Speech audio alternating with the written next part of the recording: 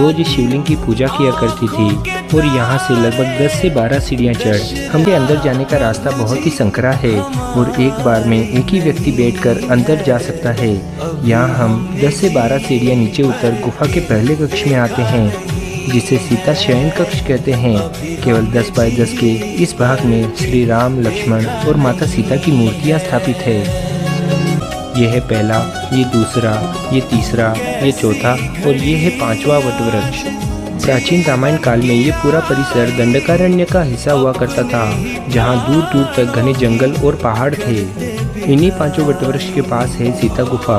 माता सीता की ये गुफा पहाड़ में चट्टानों को काट कर जमीन के नीचे बनाई गई है। काल में पता था कि जल्दी ही रावण माता सीता का हरण करने आएगा और क्योंकि सीता साक्षात लक्ष्मी का ही अवतार थी, रावण उन्हें छू भी नहीं पाता और बिना सीता हरण के पूरी राक्षस जाति का संहार संभव नहीं था। चलिए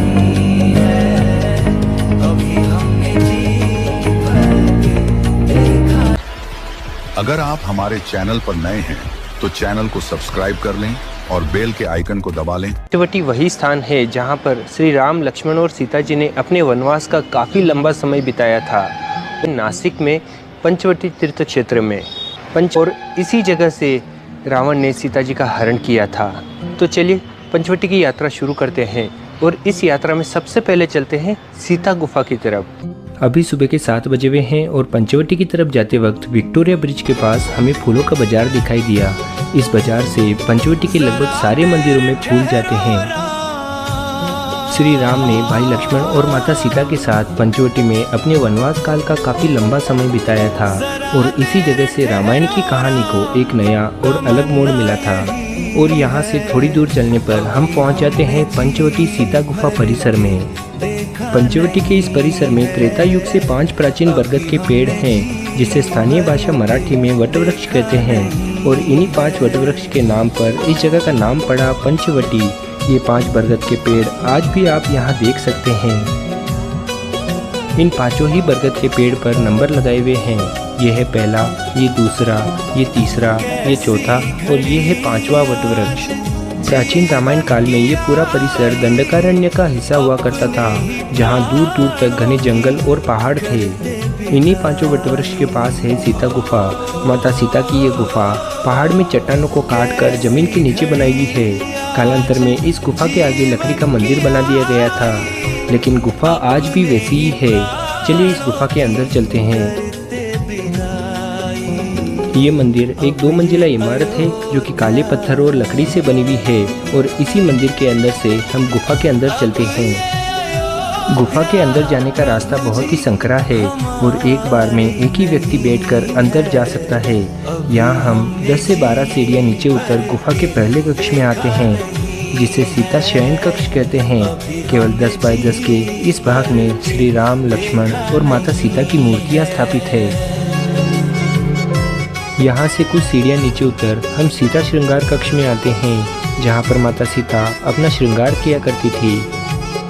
और यहाँ से तीसरे कक्ष में भगवान शिव की शिवलिंग स्थापित है, जहाँ पर माता सीता रोज इस शिवलिंग की पूजा किया करती थी। और यहाँ से लगभग 10 से 12 सीढ़ियाँ चढ़ हम इस गुफा से बाहर आ जाते हैं। रामायण के अनुसार इसी गुफा के बाहर से रावण ने माता सीता का हरण किया था। यहाँ पर रावण साधु का भेष बनाकर आया था। सीता गुफा के सामने ही सीता संसार की झांकी बनाई हुई है, जिसका टिकट 1 रुपया है। यहाँ पर श्री राम सीता का पंचवटी संसार और रावण द्वारा सीता हरण की झांकी बनाई हुई है। इस सीता संसार मंदिर के पीछे ही सीता गुफा मंदिर ट्रस्ट की गौशाला है। इस गौशाला में आप गुड़ और घास का दान कर सकते हैं और यहाँ पर बनी कुछ आयुर्वेदिक दवाइयाँ भी ले सकते हैं। सीता गुफा के दर्शन कर हम चलते हैं कालाराम मंदिर। यह मंदिर असल में 2000 साल पुराना मंदिर है, लेकिन मुगलों के आक्रमण ने इस मंदिर को तोड़ दिया था और मंदिर के पुजारियों ने असल मूर्ति को शत्रु से बचाने हेतु गोदावरी में बहा दी थी। आगे आज से 250 वर्ष पूर्व मराठा पेशवाओं ने मंदिर का पुनर्निर्माण करवाया, क्योंकि यह मंदिर पूरे काले पत्थरों से बना है और मंदिर में श्री राम, लक्ष्मण और सीता की मूर्तियां काले पत्थर से बनी हैं, इसलिए इस मंदिर को कालाराम मंदिर कहा जाता है। सीता गुफा के दर्शन कर अब हम चल रहे हैं रामकुंड की तरफ। सीता गुफा से रामकुंड तक का रास्ता लगभग आधा किलोमीटर है आप चाहे तो ऑटो भी कर सकते हैं और चाहे तो पैदल भी जा सकते हैं। सीता गुफा से लगभग आधे किलोमीटर की दूरी पर है रामकुंड। गोदावरी नदी के इस स्थान पर श्री राम ने अपने पिता राजा दशरथ की अस्थियों का विसर्जन कर नदी में स्नान किया था और तभी से यहाँ पर श्रद्धालु अपने पूर्वजों और मृत्यु हुए परिजनों के मोक्ष प्राप्ति के लिए यहाँ पूजा अर्चना कर गोदावरी में डुबकी लगाते हैं। गोदावरी के इस रामकुंड घाट पर श्रद्धालुओं की हमेशा भीड़ रहती है। नदी के तट पर रामकुंड के साथ ही सीता कुंड, लक्ष्मण कुंड और हनुमान कुंड भी बने हुए हैं। गोदावरी के तट पर रामकुंड के पास ये है 15 फीट की हनुमान जी की मूर्ति। जब गोदावरी नदी में बाढ़ आती है तब ये मूर्ति लगभग आधी से ज़्यादा डूब जाती है। रामकुंड के आसपास गोदावरी के तट पर कई देवी देवताओं के पुरातन मंदिर है और उन्हीं में से सबसे बड़ा और पुरातन मंदिर है भगवान शिव का काल भैरव मंदिर। तो चलिए अब यहाँ से चलते हैं तपोवन की तरफ। रामकुंड सीता गुफा के दर्शन कर अब हम चल रहे हैं तपोवन। तपोवन रामकुंड से लगभग 3 किलोमीटर की दूरी पर है। तपोवन एक संगम स्थान है जहाँ पर गोदावरी नदी से कपिला नदी आकर मिलती है और इसी स्थान पर लक्ष्मण ने शूर्पणखा का नाक काटा था। इस तरफ से कपिला नदी आ रही है और सामने से गोदावरी नदी आ रही है। गोदावरी का पानी काफ़ी बड़ी मात्रा में बह रहा है, लेकिन कपिला नदी पूरी सूख चुकी है क्योंकि कपिला बहुत छोटी नदी है और गोदावरी एक विशाल नदी है। हालांकि यहाँ से 30 किलोमीटर की दूरी पर त्र्यंबकेश्वर के पास ब्रह्मगिरी के पहाड़ में से ही गोदावरी नदी शुरू होती है, लेकिन यहाँ पहुँचने तक वो काफ़ी विशाल बन जाती है। बारिश के दिनों में ये जो आपको पूरे पहाड़ और ये चट्टानी दिखाई दे रही है, ये पूरी तरह से पानी से ढक जाती है। रामायण काल से पहले इस संगम तट पर कपिल मुनि का आश्रम हुआ करता था और अगस्त मुनि ने भी इस स्थान पर कई वर्षों तक तपस्या की थी। यहाँ कपिला नदी गोदावरी नदी से आकर मिलती है। नासिक के आसपास 7 छोटी छोटी नदियाँ गोदावरी से आकर मिलती है। ये जो आप झोपड़ी या कुटिया देख रहे हैं, इसी स्थान पर श्री राम, लक्ष्मण और माता सीता कुटिया बनाकर रहते थे और इसी जगह पर श्री राम ने माता सीता को अग्निदेव के स्वाधीन कर यहाँ से आगे वो उनकी परछाई के साथ रहने लगे थे, क्योंकि उन्हें पता था कि जल्दी ही रावण माता सीता का हरण करने आएगा और क्योंकि सीता साक्षात लक्ष्मी का ही अवतार थी, रावण उन्हें छू भी नहीं पाता और बिना सीता हरण के पूरी राक्षस जाति का संहार संभव नहीं था। चलिए यहाँ के पंडित जी से ही इस जगह का महत्व सुनते हैं। ये है रामचंद्र जी सीता माता दर्शन। सीता माता स्नान की जगह इसको सौभाग्य तीर्थ के नाम से बोला जाता है। सामने है कपिल मुनि कपिलाश्रम। कपिल महामुनि तप करके नदी आई कपिला, नासिक से आई गोदावरी। जब रामचंद्र प्रभु वनवास में आए तो उन्होंने सीता माता को आदेश दिया, राक्षसों का संहार होने तक आप अपना मूल रूप अग्नि में गुप्त रखो। तो ब्रह्मदेव, शंकर और विष्णु 3 भगवान के साक्षी से सीता माता ये जगह पे अग्नि में गुप्त हो।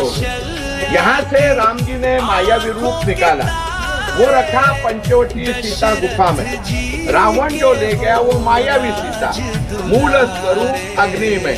शूर्पणखा, लक्ष्मण जी ने नाक कान काटा, मूल स्थान यहाँ है। यहाँ नाक काट के गोदावरी के बाजू में डाला। नाक को संस्कृत में नासिका बोलते, इसलिए वो हो गया नासिक। ये है वो स्थान जहाँ पर लक्ष्मण ने शूर्पणखा का नाक काटा था।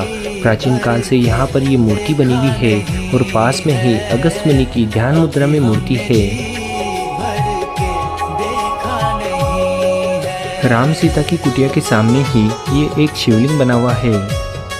इस परिसर में ही एक सर्वधर्म मंदिर बना हुआ है जहाँ पर सभी धर्म के देवी देवताओं की मूर्तियाँ स्थापित है। ये मंदिर काफ़ी सुंदरता से बनाया हुआ है और यहाँ पर रामायण से जुड़ी झांकियाँ भी बनाई हुई है। सर्वधर्म मंदिर के पास में ही है लक्ष्मण मंदिर। पूरे भारतवर्ष में लक्ष्मण का ये एकमात्र मंदिर है जो नासिक के तपोवन में है। इस मंदिर में लक्ष्मण जी शेषनाग के रूप में अवतरित हैं। इस मंदिर का सबसे बड़ा आकर्षण है 30 बाई 50 फीट की लक्ष्मण द्वारा शूर्पणखा का नाक काटते हुए की झांकी। हर 12 साल में होने वाले कुंभ मेले का शाही स्नान तपोवन के इसी संगम तट पर होता है, जहां लाखों श्रद्धालु गोदावरी के संगम में डुबकी लगाते हैं।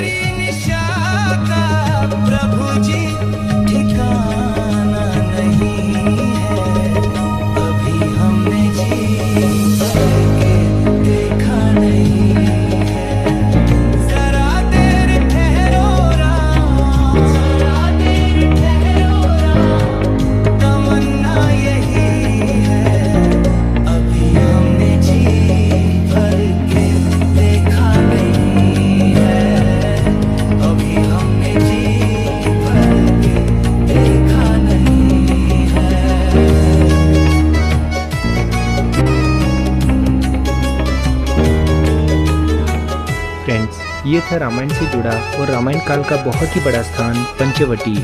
आपको ये स्थान, ये जगह कैसी लगी कमेंट करके बताइएगा ज़रूर। और जल्दी ही मिलते हैं एक और नई जगह पर। तब तक अपना ध्यान रखिएगा। धन्यवाद।